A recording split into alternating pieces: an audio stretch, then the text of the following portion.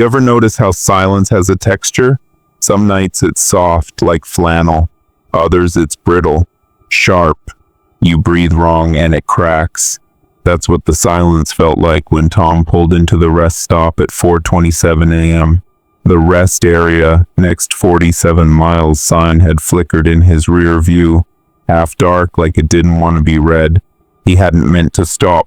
He just needed to stretch his legs, get a coffee, maybe shake that weird fatigue that makes everything look like an old photograph around the edges. His eyes stung from miles of wet road, the scent of diesel and rain clinging to everything, like the world hadn't quite washed clean after the storm. Only one other car sat in the lot, a white sedan without plates. Tom tried not to stare at it too long. Inside, the rest stop lights hummed with that too bright fluorescence that bleaches out all warmth. The place was one long corridor, restrooms on one side, vending machines on the other, each machine humming softly like bees trapped behind glass. He dug for change, tried the coffee dispenser. It swallowed his coins and gave nothing back. Figures. He turned to the snack machine instead. That's when he saw it. The glass reflection stared back at him, but something was wrong. The man in the glass wasn't moving quite in sync. Not delayed, just different. His reflection breathed a heartbeat out of rhythm. And when Tom turned away, it lingered for half a second longer than it should have. He laughed under his breath, quick, nervous, a sound he didn't recognize as his own. All right, man, you're tired. You've been driving 12 hours. You need caffeine, not ghosts. The reflection's lips moved too, but they didn't say what he said. When he pushed back out into the pre-dawn dark, the air had gone colder. The highway stretched ahead, black and slick, veins of water glinting under the headlights. He got in his car. The GPS chirped to life before he touched it. New route found, estimated arrival time 4:27 a.m. He frowned. That was the same time he'd just stopped. A glitch, maybe. He cleared it, entered his destination again, home, and hit start. Same thing. Estimated arrival time 4:27 a.m. And when he followed the route anyway, it led him past darkened overpasses, through thickening mist, back toward that same rest stop. The white sedan still sat there, only now its driver's door hung open. He slammed the car into park and just sat for a minute, breathing. That kind of measured breathing you do when you want to believe you're calm. Then he saw her, a woman standing by the vending machine's glow, her clothes shimmering wet. She waved. "Hey, you okay?" Tom called. She didn't answer, didn't move. Her head was tilted slightly like she was listening. He hesitated, then stepped out. Her voice, when it finally came, was quiet enough to almost miss. "It always leads back." Tom blinked. "What does?" She turned her face toward him. Her eyes looked wrong, like someone had forgotten to color them all the way in. "The road," she whispered. "You can drive all you want, but it'll lead you here. It always leads back." Then she smiled, a strange small thing. "I tried to leave once too." Her reflection in the vending machine glass didn't smile. It pressed one hand to the inside of the glass, palm first, like it was testing a barrier. Tom stumbled back. The woman was gone. By dawn, or what should have been dawn, the sky hadn't lightened. The horizon looked bruised, stuck somewhere between night and morning. He drove again, faster this time. Every curve of the road looked familiar, the sagging billboard, the broken guardrail, the abandoned semi leaning at an angle, but it never ended. After a while, he stopped bothering with the GPS. It was whispering again anyway, not the normal robotic voice, but something else. A hiss, like an exhale shaping words it didn't want him to hear. "Just stop. Come back." His hands tightened on the wheel. "No," he muttered. "Screw that." That's when the radio came alive. White noise first, then a man's voice, dry, crackling. "You shouldn't have left her there, Tom." His heart froze. It was his voice. From last year, the night his wife had died. That same call, that same confession whispered into static, tears choking him. "You shouldn't have left her there, Tom." He screamed and smashed the radio. The noise stopped, but the echo of his voice didn't. By what his dashboard clock claimed was noon, the world beyond the asphalt no longer looked right. The trees had changed colors, too bright, too wrong. The clouds rippled against unseen winds, and the rest stop awaited again, shining faintly in the oily light. Something inside him broke, or maybe finally aligned. He pulled in. The white sedan was gone, but another car sat there now. His car, the same license plate, the same dent in the bumper. Through the windshield, he could see himself sleeping in the driver's seat. For a few seconds he stood there staring, watching his own chest rise and fall. His reflection, his double, looked peaceful. Then the one inside opened its eyes. It smiled and started the engine. The real Tom, if you can still call him that, ran to his car, fumbling for the handle. It wouldn't open. The headlights flared to life, blinding him. The other Tom, reflection or twin or ghost, backed up, rolled down the window and whispered something he couldn't hear over the hum of the vending machines behind him. Then it drove off into the fog.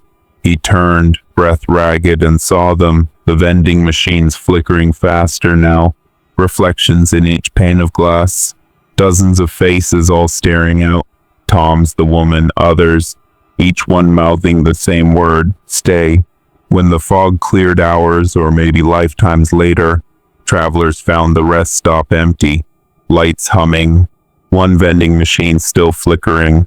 Inside the glass, if you looked close enough, you might see a man standing there, tired eyes, late 30s.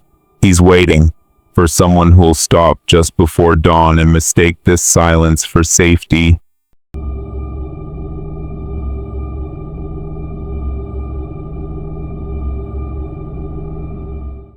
You ever drive a stretch of road that just feels wrong?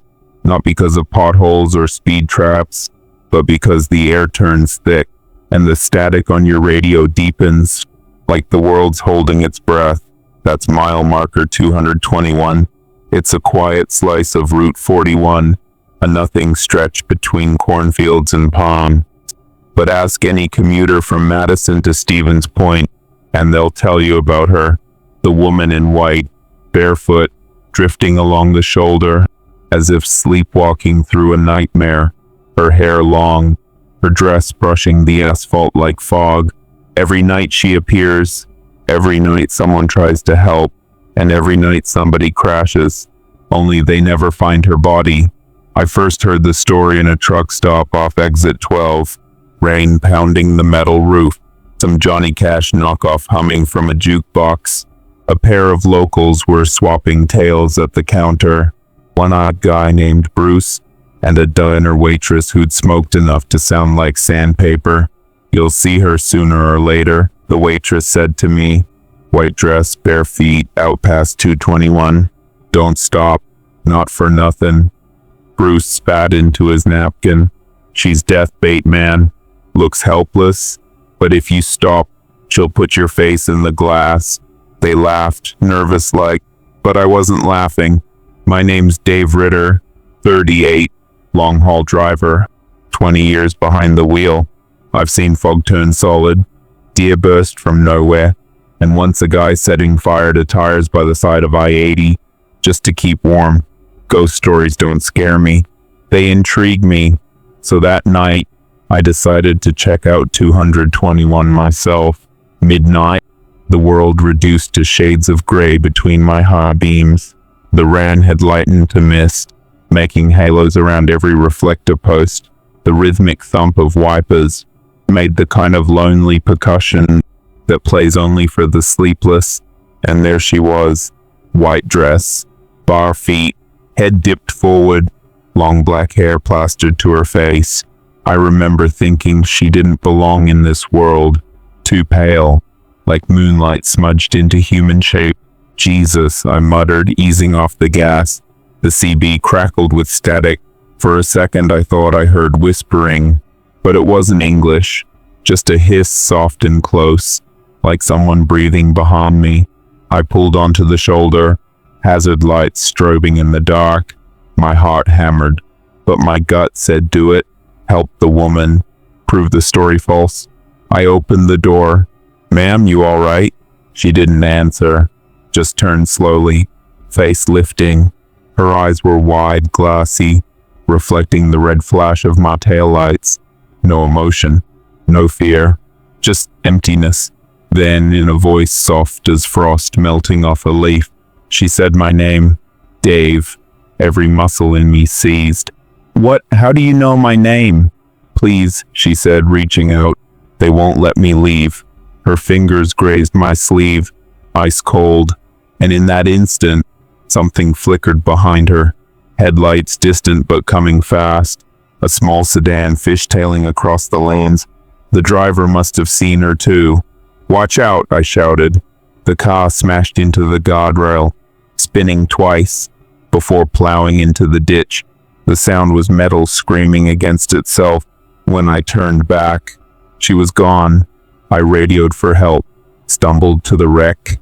A man and a woman inside, both bloodied but breathing. The woman's eyes fluttered open as I leaned in. She waved me down, she whispered. By the marker.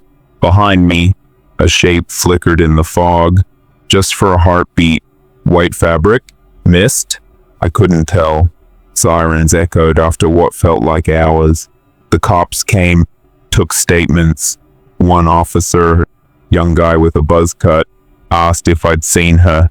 I hesitated, then nodded. Yeah, I did. He exhaled through his nose. Then it'll happen again. Happens every damn week.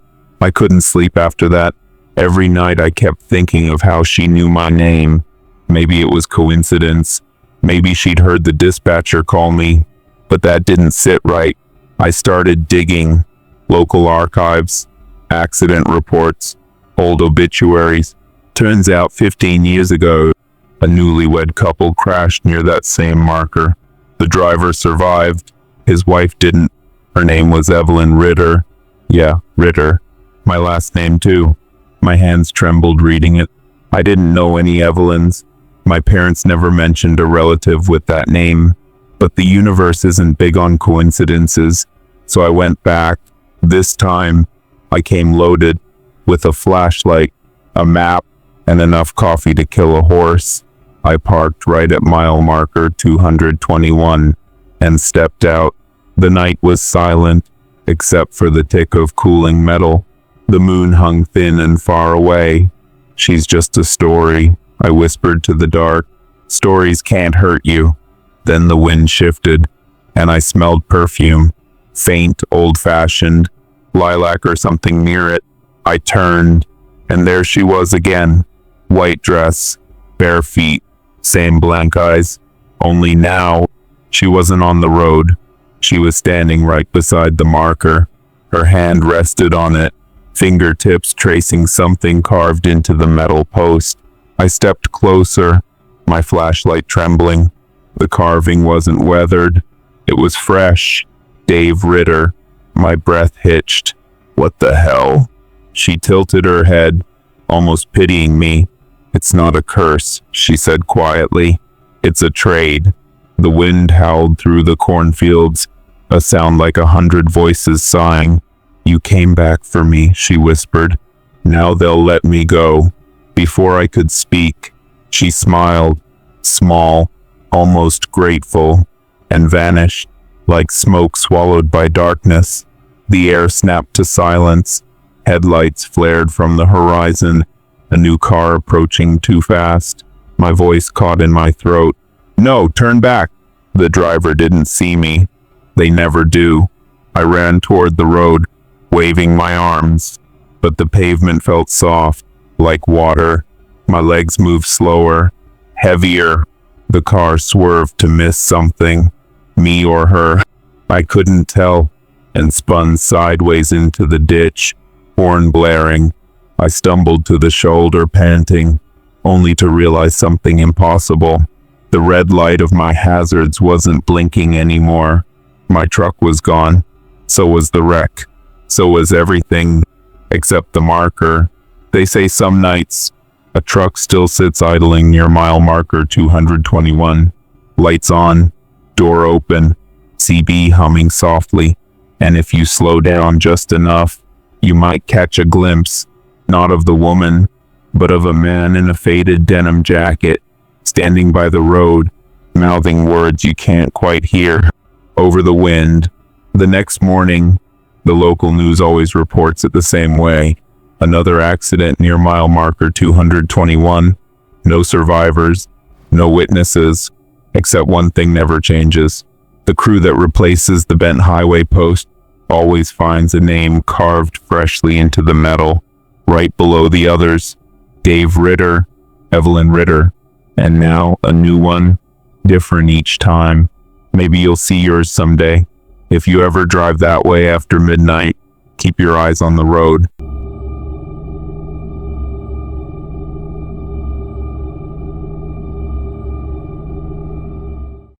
You ever had a road trick you? I don't mean a wrong turn or a missed exit. I mean a stretch of asphalt that looks back at you. That's what happened the night I followed the detour sign. It was one of those autumn nights when everything hums, like the world's waiting for something bad to happen. The highway between Crescent Falls and Junction 17 is usually busy, even at midnight, but that night the world felt hollow. Just me, the whisper of tires on pavement, and the orange glow of that new detour sign flashing in the dark. Now I drive that route 4 nights a week. There shouldn't have been any detour. I hadn't heard about construction. No cones, no workers, not even a scuffed patch of road. But there it was, leaning at a strange angle, like whoever planted it didn't want to be seen doing it. I slowed down. The light from my high beams caught the old county road beyond the sign, one I didn't remember. Blacktop cracked down the middle like a healed scar. Maple trees leaned close enough to scrape my mirrors. I told myself I'd just take a peek. Maybe it was just a back route to the next exit, something I'd missed in all my years driving this stretch. I even half laughed and said out loud, "New adventure, right?" My GPS blinked and went gray the moment I turned. No signal, just a spinning dot.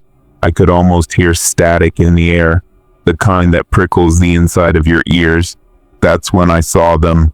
2 lights ahead, maybe a mile up. Headlights. I felt better seeing them. Someone else had followed the detour too. But minutes passed, then an hour, and those lights never got closer. The road wound deeper into the trees, and the moonlight thinned until the woods felt like tunnel walls. The air inside my car turned damp, swampy, and I found myself rolling the window a crack just to breathe something real. The headlights ahead, mine or theirs, never changed speed, never turned, never dimmed. "Hey," I muttered at the windshield. "Move over if you're lost, pal." But when I honked, the sound swallowed itself, like shouting underwater. I checked the time, 1:17 a.m. The dashboard clock flickered like a bad neon sign. It had been glowing 12:03 just a second before. That's when the thought landed, heavy and certain, that those weren't someone else's headlights. I slowed down. So did the lights ahead. I sped up. They matched. Every time. I tried flashing my beams. They flashed right back. It was like watching a mirror in the dark, except there wasn't supposed to be one. When I finally pulled over to catch my breath, the forest seemed to lean closer, branches heavy with wet leaves and silence. I could smell rain that wasn't falling. Something about the smell, it hit me like a memory. Damp asphalt, cheap air freshener, the faint burn of coffee spilled last week. My car smelled exactly the same as the one up ahead must have. I turned the ignition off and stepped outside. That was my first mistake. The night swallowed the sound of my door shutting. My phone screen stayed dark, no matter how many times I pressed the button. The only light left was from those headlights still burning down the road ahead. I started walking toward them. My boots crunched old gravel. The distance never closed. I swear I walked 20 feet. For everyone the lights gave up. Still, every breath of air grew heavier, with that same scent, coffee vinyl fear. When the humidity broke into a whisper, my whisper, I froze. 'cause that's what it was. It wasn't wind. It was my own voice. Quiet, a second behind my breathing. Then I saw the driver through the windshield of that distant car. He was me. Not a look-alike, not a hallucination. Me. Same coat, same hand twitching nervous on the gear shift, same wide frightened eyes. He smiled. I swear to you, he smiled first. I backed up fast. He leaned forward. I turned to run for my car, and my rear tires were spinning in mud. Mud that hadn't been there when I stopped. The trees were moving now, closer, breathing. The leaves whispered all kinds of sounds. Footsteps, radio static, faint laughter under oxygen-starved air. I tried to turn around, swing the wheel, punch the gas. Nothing moved right. The wheel caught and jittered, like something was gripping it beneath the dash. Then the headlights ahead tilted, lifting, separating, until they weren't on the ground anymore. They floated upward one at a time, like huge luminous eyes, peeling free of a skull. And that's when I realized the road wasn't asphalt anymore. It was root and rot, and something that pulsed faintly under my tires. The lights blinked once, then shot straight toward me. Everything went white. When I came to, daylight was pouring through the trees. My car was parked right where I'd started, facing north at the edge of Route 17. The detour sign was gone. No mud on the tires, no dents, just a faint residue of fog on the windshield, and a single handprint in the condensation, inside on the glass, right where I'd seen that other me sitting. Cops said I must have pulled off, dozed a while.